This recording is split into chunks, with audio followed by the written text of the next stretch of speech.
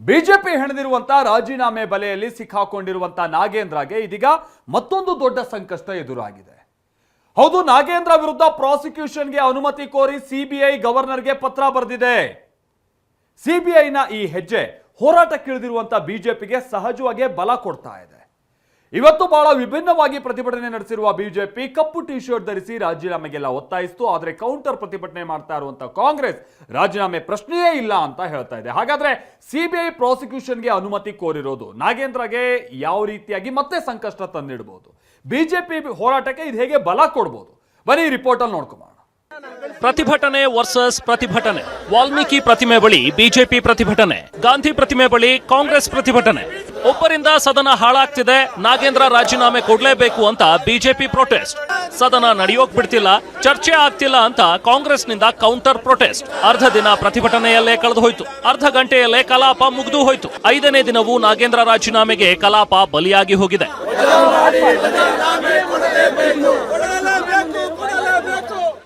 BJP versus Congress ಪ್ರತಿಭಟನೆ ವಾಗ್ಯುದ್ಧ ಹೇಗಿತ್ತು? ರಾಜಕೀಯ ನಾಯಕರ ಆರೋಪ ಪ್ರತ್ಯಾರೋಪಗಳೇನು ಅನ್ನೋದನ್ನ ತೋರಿಸ್ತೀವಿ. ಅದಕ್ಕೂ ಮುನ್ನ ನಾಗೇಂದ್ರಗೆ ಎದುರಾಗಿರೋ ಸಿಬಿಐ ಸಂಕಷ್ಟವನ್ನ ಹೇಳ್ತೀವಿ ನೋಡಿ. ನಾಗೇಂದ್ರ ವಿರುದ್ಧ ಪ್ರಾಸಿಕ್ಯೂಷನ್ಗೆ ಅನುಮತಿ ಕೇಳಿದ ಸಿಬಿಐ. ಬಿಜೆಪಿ ನಾಯಕರು ರಾಜೀನಾಮೆ ಕೇಳ್ತಿದ್ದಾರೆ. ರಾಜೀನಾಮೆ ನೀಡೋ ಪ್ರಶ್ನೆಯೇ ಇಲ್ಲ ಅಂತ ನಾಗೇಂದ್ರ ಹೇಳ್ತಿದ್ದಾರೆ. ಈ ನಡುವೆ ನಾಗೇಂದ್ರಗೆ ಸಿಬಿಐ ಶಾಕ್ ಕೊಟ್ಟಿದೆ.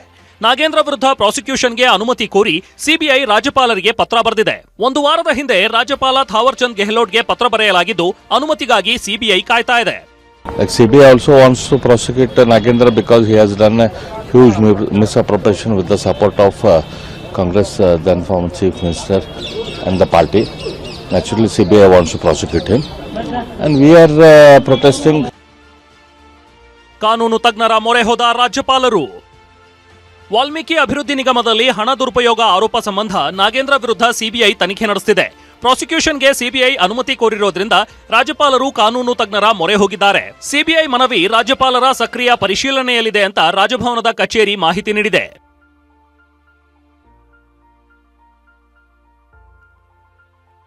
ರಾಜೀನಾಮೆ ಪಟ್ಟು ಬಿಡದ ಕಮಲ ಪಡೆ, ಕಪ್ಪು ಟಿ ಶರ್ಟ್ ಧರಿಸಿ ಪ್ರತಿಭಟನೆ. ಕಪ್ಪು ಬಟ್ಟೆ ಧರಿಸಿ ವಿಧಾನಸಭೆ ಪ್ರವೇಶಕ್ಕೆ ಯತ್ನ, ಪ್ರವೇಶ ದ್ವಾರದ ಬಳಿ ಹೈಡ್ರಾಮಾ. 170 ಕಿಲೋಮೀಟರ್, 11 ವಿಧಾನಸಭಾ ಕ್ಷೇತ್ರದಲ್ಲಿ ಪಾದಯಾತ್ರೆಗೆ ಬಿಜೆಪಿ ಪ್ಲಾನ್.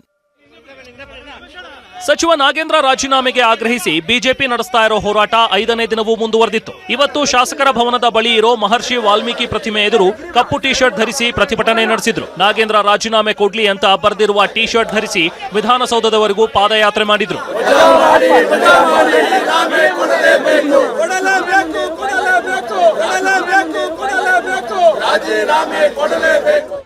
ಬಿಜೆಪಿ ನಾಯಕರು ಕಪ್ಪು ಟಿ ಶರ್ಟ್ ಧರಿಸಿ ಬಂದಿದ್ರಿಂದ ವಿಧಾನಸಭೆ ಪ್ರವೇಶ ದ್ವಾರದ ಬಳಿ ಕೆಲಕಾಲ ಗೊಂದಲದ ವಾತಾವರಣ ನಿರ್ಮಾಣವಾಯಿತು. ಕಪ್ಪು ಟಿ ಶರ್ಟ್ ಧರಿಸಿದ್ದಕ್ಕೆ ಮಾರ್ಷಲ್ಗಳು ಬಿಜೆಪಿ ಜೆಡಿಎಸ್ ನಾಯಕರನ್ನ ಬಾಗಿಲಲ್ಲೇ ತಡೆದ್ರು. ಆಗ ಆರ್ ಅಶೋಕ್ ಜೋರಾಗಿ ಕಿರುಚಿದ್ರು, ತಳ್ಳು ಅಂತ ಕೂಗಿದ್ರು.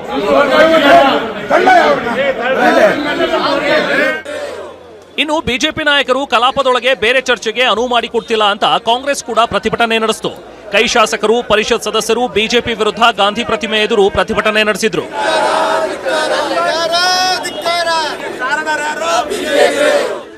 ಹೀಗೆ 3 ಪಕ್ಷದ ನಾಯಕರು ಪ್ರತಿಭಟನೆ ನಡೆಸಿದ್ರು.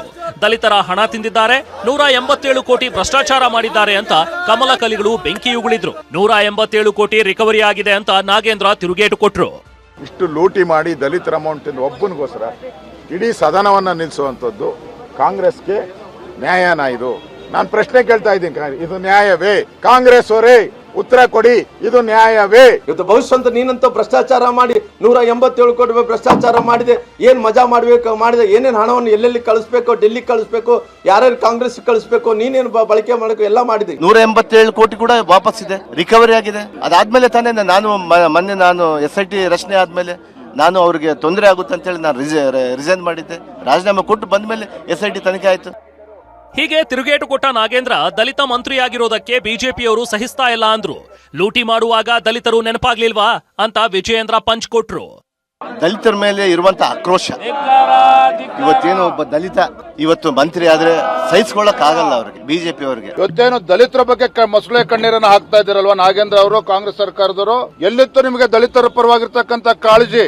ವಾಲ್ಮೀಕಿ ಅಭಿವೃದ್ಧಿ ನಿಗಮದ ಹಣವನ್ನ ಲೂಟಿ ಮಾಡಬೇಕಾದ್ರೆ ದಲಿತರು ನೆನಪಾಗ್ಲಿಲ್ವಾ ನಾಗೇಂದ್ರ ಅವರೇ? ಬಿಜೆಪಿ ನಾಯಕರಿಗೆ ತಿರುಗೇಟು ಕೊಟ್ಟ ಪ್ರಿಯಾಂಕ್ ಖರ್ಗೆ ಮೊದಲು ಚರ್ಚೆಗೆ ಬನ್ನಿ ಅಂದ್ರು. ಮೊದಲು ರಾಜೀನಾಮೆ ಕೊಡ್ಲಿ ಅಂತ ವಿಜಯೇಂದ್ರ ಅಬ್ಬರಿಸಿದ್ರು. ನಾನೇನು ಅಪರಾಧಿನ ರಾಜೀನಾಮೆ ಕೊಡೋಕೆ ಅಂತ ನಾಗೇಂದ್ರ ಗರಂ ಆದ್ರು.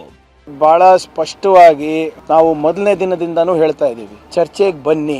ನಾಗೇಂದ್ರ ಅವ್ರ ಬಗ್ಗೆ ಇರ್ಬೋದು, CID ತನಿಖೆ ಬಗ್ಗೆ ಇರ್ಬೋದು, SIT ಬಗ್ಗೆ ಇರ್ಬೋದು, CBI ಚಾರ್ಜ್ ಶೀಟ್ ಬಗ್ಗೆ ಇರ್ಬೋದು, ED ಬಗ್ಗೆ ಇರ್ಬೋದು, we are ready to discuss. ಸಬಬನ್ನ ಕೊಡುವುದನ್ನ ಬಿಟ್ಟು ದಲಿತರ ಅಭಿವೃದ್ಧಿಗೆ ಮೀಸಲಿಡ್ತಕ್ಕಂಥ ಹಣವನ್ನ ಲೂಟಿ ಹೊಡೆದಿರುವಂತಹ ನಾಗೇಂದ್ರ ಅವ್ರನ್ನ ಸಚಿವ ಸಂಪುಟದಿಂದ ಕೈ ಬಿಡಬೇಕು.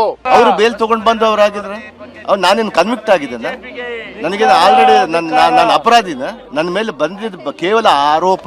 ನನಗೆ ಈ ನ್ಯಾಯಸ್ಥಾನದ ಮೇಲೆ ಬಹಳ ದೊಡ್ಡ ನಂಬಿಕೆ ಇದೆ. ಈ ವಾಕ್ಸಮರ ಪ್ರತಿಭಟನೆ ಮುಗಿಯುವಷ್ಟೊತ್ತಿಗೆ ಮಧ್ಯಾಹ್ನ 12:30 ಆಗಿತ್ತು. ಕಲಾಪ ಆರಂಭವಾಗ್ತಿದ್ದಂತೆ ಮತ್ತೆ ಬಿಜೆಪಿ ಸದಸ್ಯರು ಉಭಯ ಕಲಾಪದಲ್ಲೂ ಘೋಷಣೆ ಕೂಗಿದ್ರು. ನಾಗೇಂದ್ರ ರಾಜೀನಾಮೆಗೆ ಒತ್ತಾಯಿಸಿದ್ರು. ಪರಿಷತ್ನಲ್ಲಿ ಮಾತನಾಡಿದ ಸಿಎಂ DKಶಿ ದಾಖಲೆ ಇಟ್ಟು ಚರ್ಚೆ ಮಾಡಿ ರಾಜೀನಾಮೆ ಕೇಳಲಿ ಅಂತ ಸವಾಲ್ ಹಾಕಿದ್ರು. SIT ಏನು ಕೊಟ್ಟರು ಅದೆಲ್ಲ ಕೂಡ ತಂದು ಜನರ ಮುಂದೆ ಇಟ್ಟು ಜನರಿಗೆಲ್ಲ ಗೊತ್ತಾಗಿ ಇದಕ್ಕೋಸ್ಕರ ನಾನು ರಾಜೀನಾಮೆ ಕೇಳ್ತಾ ಇದ್ದೀನಿ ಅಂತ ಅಟ್ಲೀಸ್ಟ್ ಮಾಡಿದ್ರೆ ಆ ಸ್ಥಾನಕ್ಕೆ ಇವರೆಲ್ಲ ಸಂವಿಧಾನ ಪೀಠದಲ್ಲಿ ವಿರೋಧ ಪಕ್ಷದ ನಾಯಕರಿದ್ದಾರೆ, ಅವರೆಲ್ಲ ಅವಕಾಶ ಇದೆ. ಅದು ಬಿಟ್ಬಿಟ್ಟು ಚರ್ಚೆನೂ ಮಾಡಲ್ಲ, ಬಾವಿಗೂ ಬರಲ್ಲ, ನೋಟಿಸು ಕೊಡಲ್ಲ. ಇದನ್ನ ರಾಜೀನಾಮೆ ಕೊಡಿ ಅಂತಂದ್ರೆ. ಇನ್ನು ರಾಜ್ಯದ ಹಲವೆಡೆ ಇವತ್ತು ಕೂಡ ಪ್ರತಿಭಟನೆ ನಡೆಯಿತು. ಹಾವೇರಿ, ಬಳ್ಳಾರಿ, ಧಾರವಾಡ, ಕೊಪ್ಪಳ, ಚಿತ್ರದುರ್ಗ, ದಾವಣಗೆರೆಯಲ್ಲಿ ಬಿಜೆಪಿ ಕಾರ್ಯಕರ್ತರು ಪ್ರತಿಭಟನೆ ನಡೆಸಿದ್ರು. ಇನ್ನು ರಾಜೀನಾಮೆಗೆ ಆಗ್ರಹಿಸಿ ದಾವಣಗೆರೆಯ ಜಗಳೂರಿನಿಂದ ಬಳ್ಳಾರಿಗೆ ಒಟ್ಟು 170 ಕಿಲೋಮೀಟರ್ ಪಾದಯಾತ್ರೆ ಮಾಡಲು ಬಿಜೆಪಿ ನಿರ್ಧರಿಸಿದೆ. 20 ದಿನ 11 ವಿಧಾನಸಭಾ ಕ್ಷೇತ್ರದಲ್ಲಿ ಪಾದಯಾತ್ರೆ ನಡೆಸಲಿದ್ದಾರೆ. ಮುಂದಿನ ವಾರವೇ ಪಾದಯಾತ್ರೆ ಆರಂಭವಾಗಲಿದ್ದು ಶೀಘ್ರದಲ್ಲೇ ಡೇಟ್ ಫಿಕ್ಸ್ ಆಗಲಿದೆ. ಪ್ರಸನ್ನ, ಕಿರಣ್ ಜೊತೆ ಸುನಿಲ್, TV9 ಬೆಂಗಳೂರು.